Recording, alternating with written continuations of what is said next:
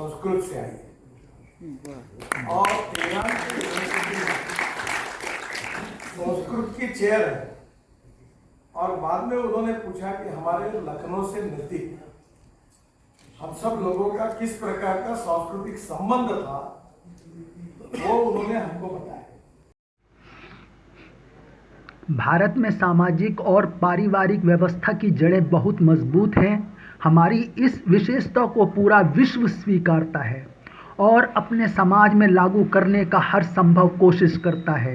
यह विचार दिल्ली के तीन मूर्ति ऑडिटोरियम में जाने माने शिक्षाविद पद्मश्री प्रोफेसर जगमोहन सिंह राजपूत की नई पुस्तक भारतीय विरासत और वैश्विक समस्याएं, व्याग्रता, उग्रता और समग्रता के लोकार्पण समारोह में बोलते हुए मुख्य अतिथि के रूप में केंद्रीय सड़क परिवहन और राजमार्ग मंत्री नितिन गडकरी ने कही।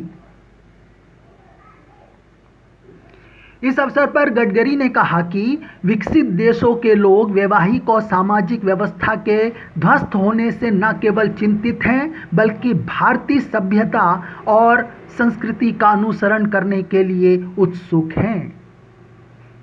इस अवसर पर अपने अध्यक्षीय भाषण में पूर्व शिक्षा मंत्री डॉक्टर मुरली मनोहर जोशी ने कहा कि भारत हमेशा से विचार विमर्श का पक्षधर रहा है। सांस्कृतिक विमर्श से ही समस्याओं का निदान संभव है।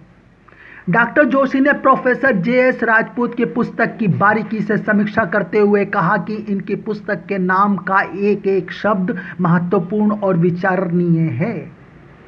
आधुनिकता की अंधी दौड़ और भौतिकतावादी संस्कृति ने हम सब के सामने कई प्रकार की चुनौतियां पैदा कर दी हैं, जिसका समाधान समय रहते हम सबको तलाशना पड़ेगा। पुस्तक के लेखक और शिक्षाविद प्रोफेसर जे.एस. राजपूत ने इस अवसर पर कहा कि प्रकृति के शोषण और दोहन लगातार किए जा रहे हैं, जो हम सबके लिए चुनौती है। सबके हित में ही हमारा हित है। इस सिद्धांत का अनुसरण किए बिना शांति और सद्भाव की परिकल्पना संभव नहीं है। इस अवसर पर विश्वविद्यालय अनुदान आयोग यूजीसी के अध्यक्ष प्रोफेसर एम जगदीश कुमार ने कहा कि प्रोफेसर राजपूत हम सब के लिए प्रेरणा स्रोत हैं। उनका अनुभव शिक्षा जगत को लगातार समृद्ध कर रहा है। प्रोफेसर कुमार ने पीने के पानी, वायु, पर्यावरण जैसी समस्याओं को वैश्विक समस्या बताते हुए इसके निदान के लिए गंभीर प्रयास की आवश्यकता बताई। इस कार्यक्रम का संचालन करते हुए दयाल सिंह कॉलेज के प्रोफेसर सुधीर कुमार सिंह ने कहा कि सन 1600 में भारत की जीडीपी 24% थी, लेकिन कई कारणों से ये घटकर काफ़ी कम हो गई है।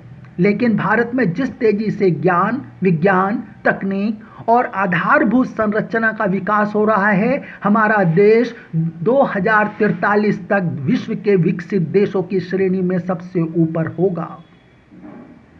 कुतुब मेल के लिए Yogesh Bhatt, Delhi. Subscribe now and press the bell icon. Never miss an update.